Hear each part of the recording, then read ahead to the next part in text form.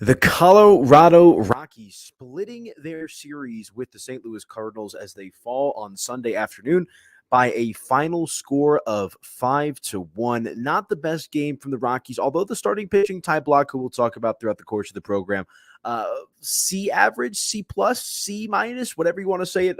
It's just nice. I don't want to say nice. It's never nice to talk about a loss, but at least the Rockies didn't lose because of their starting pitching or their bullpen. It was a lack of offense today and just kind of a death by paper cuts type of ball game for the Colorado Rockies. So we'll break it all down on today's episode of your Locked On Rockies postcast. We'll take a look at the series as a whole and take a look at what's ahead for the Colorado Rockies. Stick with us. Let's get this party started.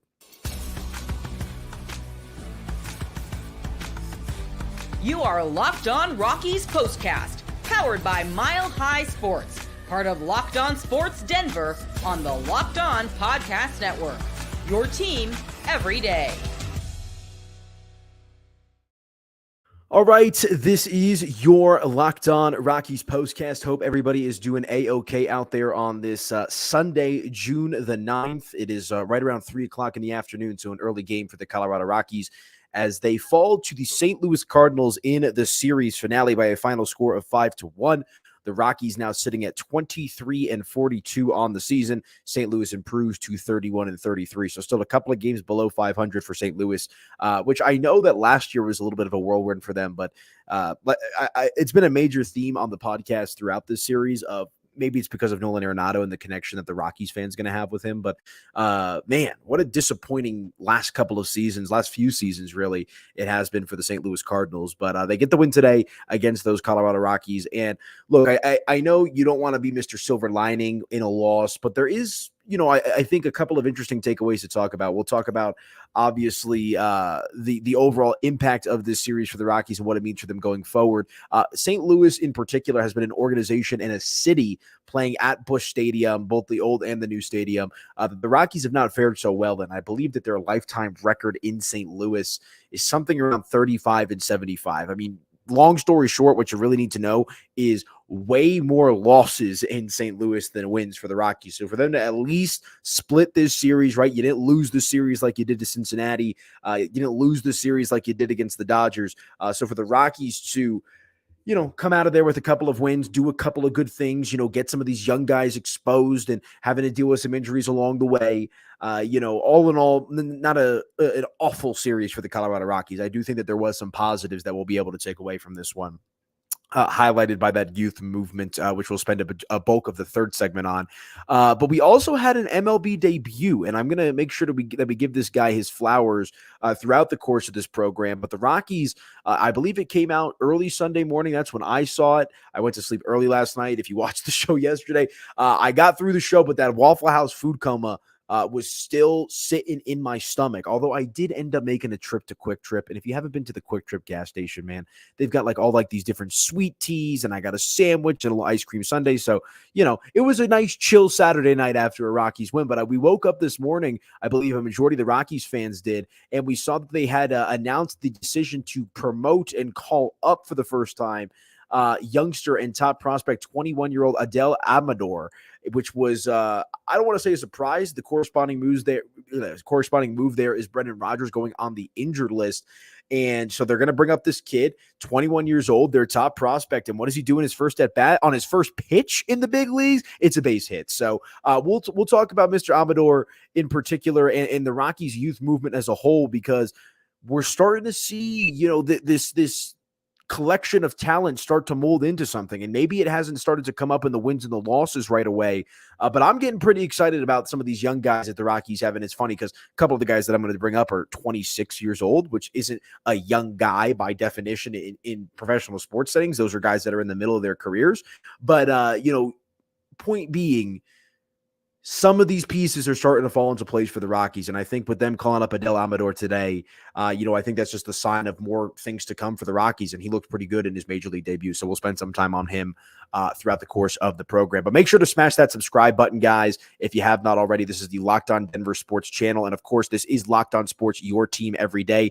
Today's episode of your Locked On Rockies postcast is presented by our friends over at Game Time. Download the Game Time app, create an account, and use code LOCKEDONMLB for $20 $20 off your first purchase. Be sure to check out our friends from Game Time. More from them in a little bit. But all right, let's dive into this game. A 5-1, I almost said victory, a 5-1 defeat for the Colorado Rockies, as I think the major theme of the day for Colorado was just their lack of offense. They finished with 5 hits on the game, 1 error, which we'll talk about a little bit later on. Although when that error was committed, this was kind of like a death by paper cuts game. You know, the Rockies offense just wasn't really into it, not a lot of life, and St. Louis just had it a run here, a run there, a run there, and before you know it, we end up with a 5-1 final score. The Rockies did add a run at the end of the game in the 9th inning, which will kind of go in chronological order here. But nothing really going in the first inning for either one of these teams. St. Louis, though, gets it all started in the 2nd inning. Dylan Carlson leads off with a double, and it was Ty Blach on the mound today for the Rockies. So he leads off the inning, the bottom of the 2nd inning, that is, with a double to left field. And Brendan Donovan then proceeds to fly out, but Carlson's able to advance to third base. And then, in typical National League St. Louis Cardinals baseball fashion, Pedro Paez gets Carlson home on a sacrifice fly, 1-0 St. Louis in the bottom of the 2nd inning. So small ball, sacrifice fly, not a home run, not a base knock. You get your runs any way you can get them if you're St. Louis. We've talked about that a couple of times on this podcast. The Cardinals having the fewest runs scored in the National League out of any team besides the Miami Marlins. So they've struggled to get runs across home. So that's how it gets started for St. Louis today. Was in the bottom of the 2nd inning, and then Alec Burleson added a solo shot to center field in the bottom of the 3rd inning, 2-0 St. Louis. Okay, Alec Burleson makes good contact. It is what it is. But usually with the Rockies, it seems like it's a walk, and then it's a single, or it's a leadoff double, and then it's a single, and it's a walk, or it's a hits batsman, whatever it might be. Not a lot of avalanche, for lack of a better phrase to use another Colorado sports term on the Locked On Rockies postcast here. Like, things didn't really balloon. St. Louis, I think, just did a good job of manufacturing runs as they can get them. Those first 2 runs of the game, again, one coming from a sacrifice fly and one coming from a solo shot off the bat of Alec Burleson. So you almost live with that in a way if you're the Rockies. And the reason that I say, look, the Rockies have those 5 hits, but when you're going to have Ty Blach have a decent start, which was exactly what we had by his standards today, to not be able to add any run support to that is just disappointing, because all too well, we know how these Rocky starters and how these games can go when the Rocky starters aren't locked in from the jump. So there's been a couple of those instances in recent memory too. So 2-0 to St. Louis following the bottom of the 3rd inning. Then they add 2 more in the 4th inning. So this is probably the most manufacturing of runs that St. Louis did at any point throughout the game. Brendan Donovan gets on base with a 1-out single to left field, and Paez, who was hit the sacrifice fly home in the 2nd inning, he also hits a single to center field. Runners on 1st and 2nd at that point. Mason Wynn hits a single to left field, and that's going to score 2 runs. Just one of those balls that was hit not quite hard enough to be able to play it on the hop, and it was also hit deep enough. So, they're able to get 2 runs home on a single to left field, and that's how we find ourselves with a 4-0 score. Of course, that being at the end of the 4th inning, nothing doing for either team in the 5th inning, and then St. Louis adds another run in the 6th inning. As Garrett Hartlib took over for Ty Blach on the mound. And here we go. Here it comes again. The leadoff walk absolutely comes back to bite the Rockies in the rear end on this one, as or did I say Garrett? Jeff Hartlib, he replaced Ty Blach as the pitcher on the mound for the Rockies. Leadoff walk to Pedro Paez, who had a pretty good game. He then gets Michael Ciani to strike out, but then Mason Wynn doing a little small ball bunt single, puts runners on 1st and 2nd. And then from there, Alec Burleson. This is where it's frustrating, because this is a run that scored on a throwing error from Ezequiel Tovar. And if memory serves me correctly, that was 2 throwing errors for Ezequiel Tovar in this series. I believe on Friday night, if I can remember off the top of my head, he had a throwing error in a similar type of situation.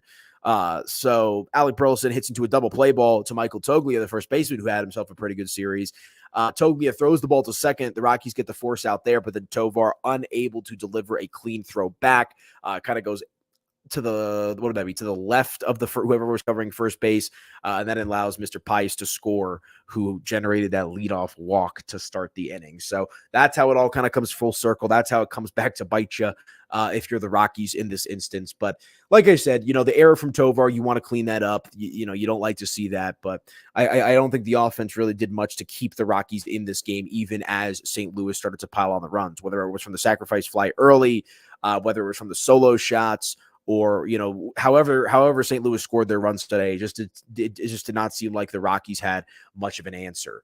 And you got to give credit where credit is due. Andre Palante, the starter for St. Louis, did his job. We'll talk about him and Ty Block's outing coming up here in just a moment in the second segment.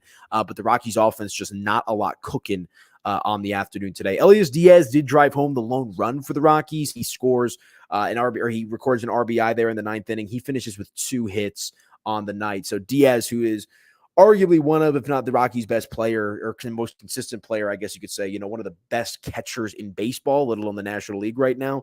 He did his part today for the Rockies to at least get them on the board. But like I said, all in all, a pretty disappointing game for the Rockies. And let me give you this ninth inning here for the Rockies where Diaz scored. Hold on one second, folks. Yeah, so Ezequiel Tovar recorded his 20th double of the season as well, a leadoff double that was at the top of the ninth inning, and then Diaz ends up driving him home with a RBI later in the inning. So that's the scoring on tap for the Rockies in this one. Not a whole lot, only 1 run.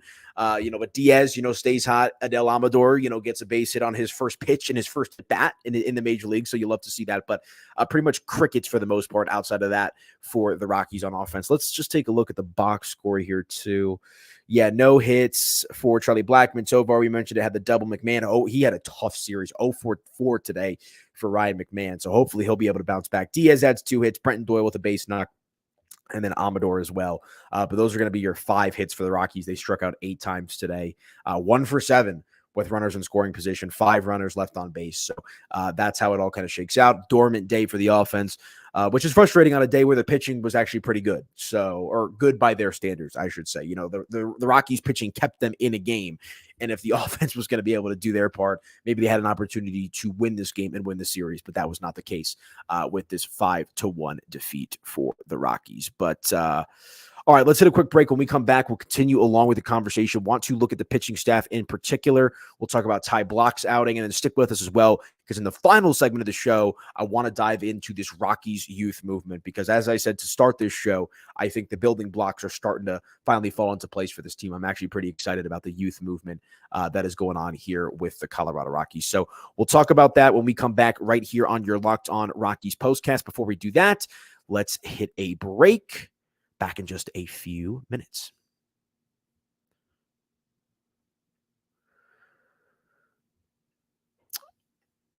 All right, guys, let me tell you about our friends over at Game Time real quick, because I don't know about you. I've never been to Busch Stadium. I wish maybe it's a bucket list item of me to get to every single MLB stadium. And here's the reality of the situation.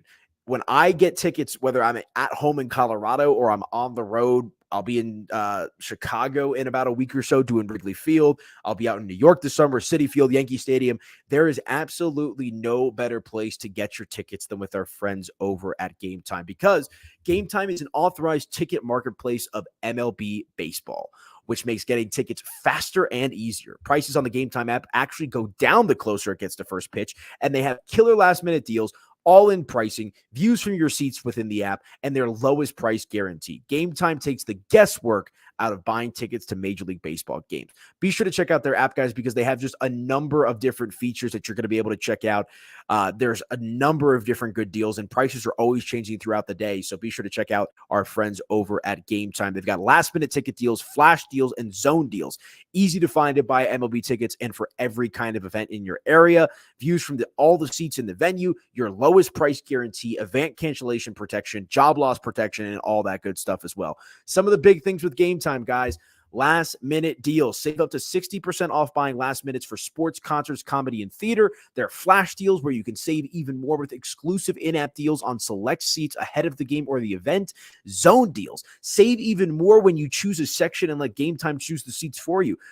You could also be sure to make the best part about Game Time on top of it is their all-in pricing. Toggling this feature shows the total upfront with no surprise fees at checkout. I love that. And seat views. You always want to know where you're going to sit, right? Like, I'm going to Wrigley Field, so I'm going to make sure I'm not sitting behind a pole. When I go on the Game Time app, I'm going to get a panoramic view from my seat in the app before I buy it. So that way I know exactly the view that I'm going to be getting when I show up to the ballpark, guys. And their lowest price guarantee, or Game Time, will credit you 110% of the difference. Let's say that one more time. Listen up.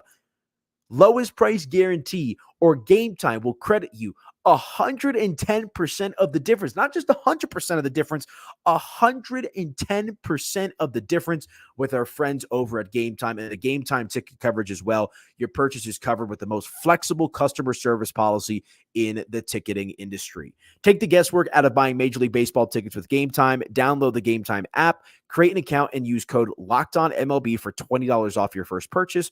Terms, they do apply. Again, create an account and redeem with code LOCKEDONMLB for $20 off. Download Game Time last-minute tickets, lowest prices, guaranteed. Make sure to check out our friends over at Game Time, guys. They're doing a great job. And if you're going to Coors Field this summer, if you're going to any concerts in and around the Denver metro area, if you're going out of town for a concert, baseball game, what else is coming up? We've still got the NBA Finals. We've got the Stanley Cup Finals as well. If you're going to any sporting event, concert, or event around town, Locked On MLB is the code to use with our friends over at Game Time for $20 off your first purchase. Be sure to check them out. Be sure to let them know that Locked On MLB sent you.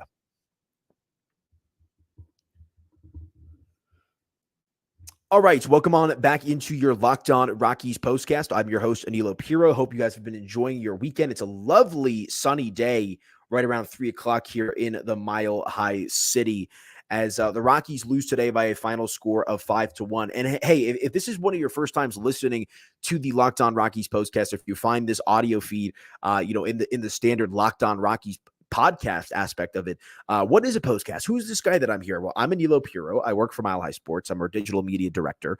And so I run all of our social media. I do all of our digital media. But I was also our Colorado Rockies beat reporter for a while back when the Rockies were playing in the playoffs with Nolan Arenado and Trevor Story and DJ LeMahieu and Charlie Blackmon, who, of course, is still on the team. But long story short, you're going to be able to hear me and watch me on YouTube after just about each and every Colorado Rockies baseball game the rest of the way. So postcast, post-game show, all that kind of stuff. It's basically the same thing. So make sure to hit that subscribe button, leave a review, 5 stars if your heart desires, because we'll be talking Colorado Rockies baseball the rest of the season, and I am stoked to do it right here on the Locked On Rockies postcast. But all right, let's talk about the starting pitchers today and the pitching in general in the bullpen for the Rockies. Ty Blach on the mound for Colorado today, and he was fine. C minus, C plus, like just fine, average, like nothing earth shattering about Ty Blach's performance today, which is actually a good thing because, that's always been the theme with the Rockies is they're struggling starting pitching or they're struggling bullpen pitching on a consistent basis. So it's almost like a C or a C plus, C minus average for the Rockies is actually more like a B or a B plus average with this Rockies pitching because you just never know what you're going to get from these guys. But he ends up with 5 innings pitched, 8 hits, 4 earned runs, 1 walk, and 3 strikeouts. Does give up the 1 home run. His ERA now sitting at 4.84 on the season. You know what's interesting to me, though? He only threw 79 pitches, did Ty Blach. And I don't know. I didn't see anything that hinted as to if he was maybe burnt out or maybe dealing with something. But 79 pitches for a Rockies team that has not had a day off for quite some time, dating back to last week, and is not going to have a day off until Thursday. I'm a little surprised. And look, I know that, he had given up the 4 earned runs, right? It wasn't like this guy was, throwing a 1-hitter or anything like that. But I am a little surprised that Buddy Black did not try to ride Ty Blach a little bit longer in this game, just because we know, what a strong start from your starting pitcher can do in regards to helping out with the managing the bullpen. These guys are expected, every day, every 2 days, every 3 days, their name's going to get called on out of the bullpen here. And so, look, maybe I can't be inside the mind of Buddy Black in that decision-making today, but I am just a little surprised that he did not try to ride Ty Blach a little bit further in this game, only because, as I said, they're in the middle of a pretty brutal stretch of just game after game after game after game. I mean, they're on the road now getting ready to take on the Minnesota Twins in their next series with their next off day not coming up until late in the week on Thursday. So, obviously it doesn't matter because the Rockies end up losing the game. So that's maybe even further justification. And look, you don't know after 5 innings if you're going to win or lose a game, or you probably have a feel, right? But when you're within a few runs, right? When you're within, 4 runs, 5 runs, whatever it was at that point in the game, you make decisions based off of that. But also just knowing that you already got 2 wins in the series, the worst that you can come out of this series with is a split. Why not try to ride your starting pitcher a little bit further? I don't know if I've done a Locked On Rockies postcast. I've been doing them for close to 2 weeks now. I don't know that I've done a show where a Rockies pitcher has gone 6 innings pitched. Like, I think 5 1/3, 5 2/3 might be the deepest a Rocky starting pitcher has gone in the time that I've been doing this show. So, just again, food for thought here. And he was fine. Like I said, he wasn't lighting the world out or lighting the world on fire, but 5 innings pitched, 8 hits, 4 earned runs, 1 walk, 3 strikeouts, the home run, and his ERA is at 4.84. So it wasn't, I don't know. Like I said, I don't know what the thinking was there for Buddy Black, but looking at it from my perspective, if I can give my bullpen arms a night off or some rest, by all means necessary. And, they didn't have to use any of their big guys out of the bullpen today, did the Rockies. So I'm sure that factors into it as well. But still, the Rockies starting pitching as a whole has struggled to get deep into ball games, which has certainly had to make Buddy Black get a little creative with how he utilizes his bullpen. Guys coming up, coming down, using them in different situations and whatnot. But for St. Louis, Andre Palante was the starter, and a spot start for him. When I did the show last night, there had not been a starting pitcher listed for St. Louis, so I was unable to provide that information for you. But he has himself a pretty good day. 5 innings pitched, 3 hits, obviously no earned runs, 1 walk, and 6 strikeouts. So a pretty decent showing from Mr. Palante, today on the mound. And kind of just a generic baseball game. Like, I was putting the notes together for this one, and I'm like, what are the big takeaways? And that's why, I'm going to spend a majority of the next segment, like I said, talking about the youth movement and specifically highlighted by Adael Amador, or Amador. Yes, I believe that. We'll make sure we'll nail that down as we continue to do these shows, because he's going to be a household name, hopefully, with this team moving forward. Because that, I think, in my opinion, it has nothing really to do with the game outside of the fact that, he got his first big league hit and his first big league start. But I think that the major theme for the Rockies today, on a positive sense, is another young guy cracking the big league roster and showing right away what he's able to do. So, like I said, while the game itself today wasn't all that interesting for the Rockies outside of that first base hit and Ezequiel Tovar, Elias Diaz staying hot a little bit later on in the game, I do think that there's some bigger themes that we can talk about with this Colorado Rockies team. But just to throw it out there one more time today, guys, Ty Blach on the mound for the Rockies, 5 innings pitched, 8 hits, 4 runs, all of them earned, 1 walk, 3 strikeouts, 1 home run, and a 4.84 ERA. And then Andre Palante for St. Louis, 5 strong, 3 hits, no earned runs, 1 walk, and 6 strikeouts. So those are your lines for the starting pitchers. Both of them did their job for the most part. Ty Blach just unable to get much offensive support. St. Louis finishes with 10 base hits on the day as well. But all right, let's hit a quick break. When we come back, let's dive into the youth movement. We'll do my 3 strikes. One of them, which I'm already spoiling for you, is going to be the young crop of players that the Rockies have right now. We'll also do a little bit of a series recap, and we'll look ahead at what's to come for the Rockies moving forward in this 2024 Major League Baseball season. All that and more when we come back right here on your Locked On Rockies postcast. I'm your host, Aniello Piro. Back in a few minutes.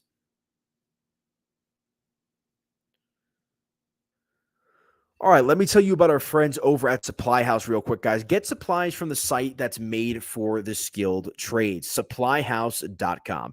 Supplyhouse.com is the reliable way to order plumbing, HVAC, and electrical products online. Their easy-to-use website is packed with helpful resources and the latest product info to help you get the job done right. Shop a complete inventory of over 200,000 parts from over 400 top brands and get your order delivered right to your door with fast shipping from coast to coast. Need help with an order? Get expert support and industry-leading service from the friendliest folks in the business and talk to a real person every single time. Pros in the skilled trades can get competitive edges by joining SupplyHouse.com's free TradeMaster program. Every TradeMaster gets access to a dedicated phone line, free shipping, and discounts on every single order.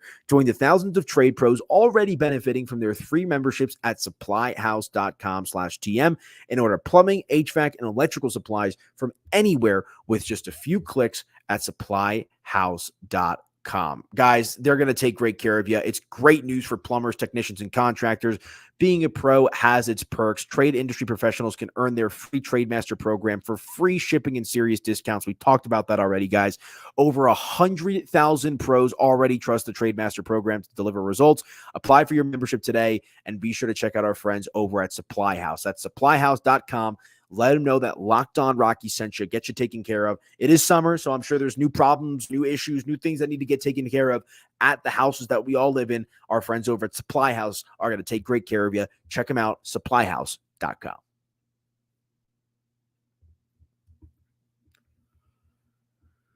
All right, welcome on back into your Locked On Rockies postcast. I'm Aniello Piro. You can follow me on social media at Media by AP. Hey, if you're watching on the YouTube stream, be sure to subscribe to this channel. It is a brand new YouTube channel, the Locked On Denver Sports channel. Super excited to be a part of this channel and this community and growing it as we go along. So make sure to smash that subscribe button. And if your heart desires as well, you can follow me on social media at Media by AP.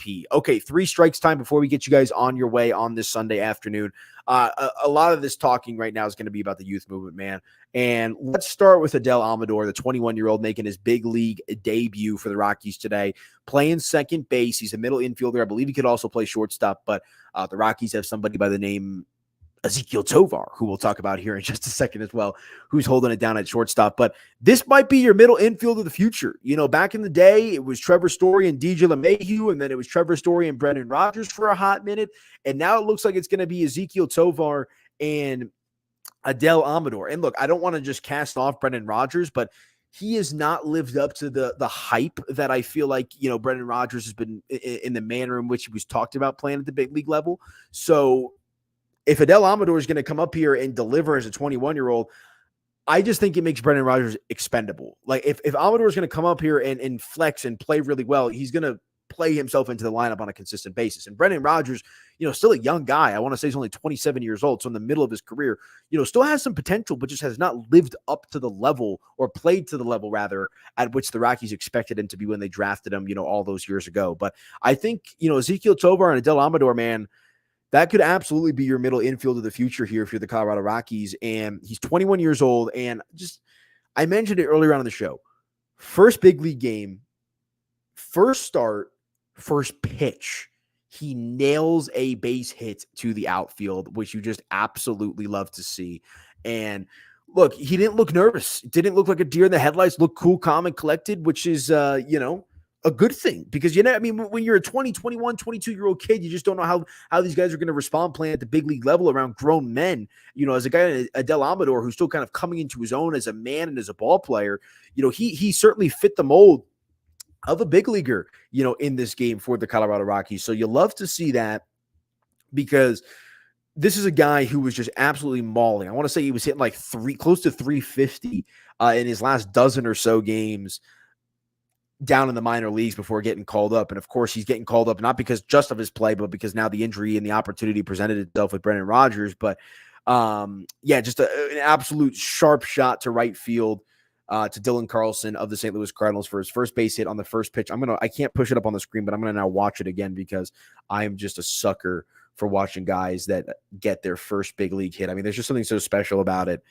And I mean, just like I'm watching him, just total confidence. He's got like that classic, like big load up in the swing and whatnot. And yeah, I mean, he just takes that first pitch that he sees for an absolute ride, well over the head of the second fielder. It was a little bit of a blooper that dropped right in front of the right fielder, Carlson. But Adael Amador, remember the name, you know, because he's going to be here to stay, it looks like. Hopefully, I don't want to say maybe like stay as in he'll never go back down this year or maybe even next year, but as a player within the Rockies organization, he has been absolutely electric in the minor leagues. And if he can continue to translate that at the major league level, you know, he's going to be hopefully the second baseman of the future for this Rockies team. He hit 276 with 38 home runs, 151 RBI, and an OPS of .830 with 73 stolen bases in 277 minor league games played. So a decent sample size there. Adael Amador, man, along with Brenton Doyle and Nolan Jones. Those are the two 26-year-olds that I hinted on earlier in the show.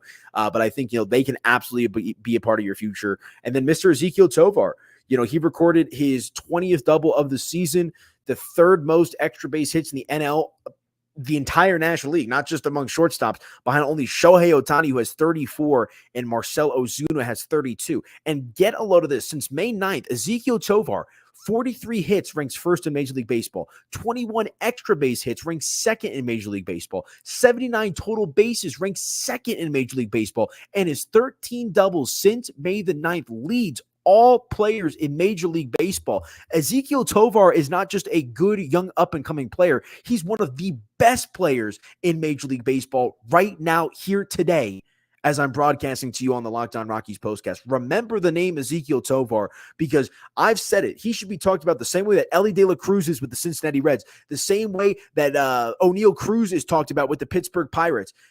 Ezequiel Tovar is evolving into one of the very best young players and one of the very best shortstops, period, in Major League Baseball. So between Ezequiel Tovar, Adael Amador, Brenton Doyle, Nolan Jones, Elvis Montero, if he can get his game consistent and figure it out, I mean, the Rockies have themselves a nice crop of young players that I think are going to hopefully round into a pretty formidable core for this team moving forward. And look, last year, I know that Nolan Jones and Brenton Doyle and Ezequiel Tovar, even for that matter, were on the team. But this year, there's a little bit more savviness. There's a little bit more confidence. You're seeing the plans start to form, right? And look, I don't want to get too far ahead of myself, but these four guys, five if you want to throw Montero in there, Toglia, if he can up his game on a consistent level as well. But Montero, Amador, Brenton Doyle, and Nolan Jones. That's a core right there. And that's a core that I think has potential in the long haul in moving forward for this Rockies organization. And maybe it's not that far away. Maybe if they can figure this pitching out, you got up the middle taken care of. You've got two major outfield positions taken care of.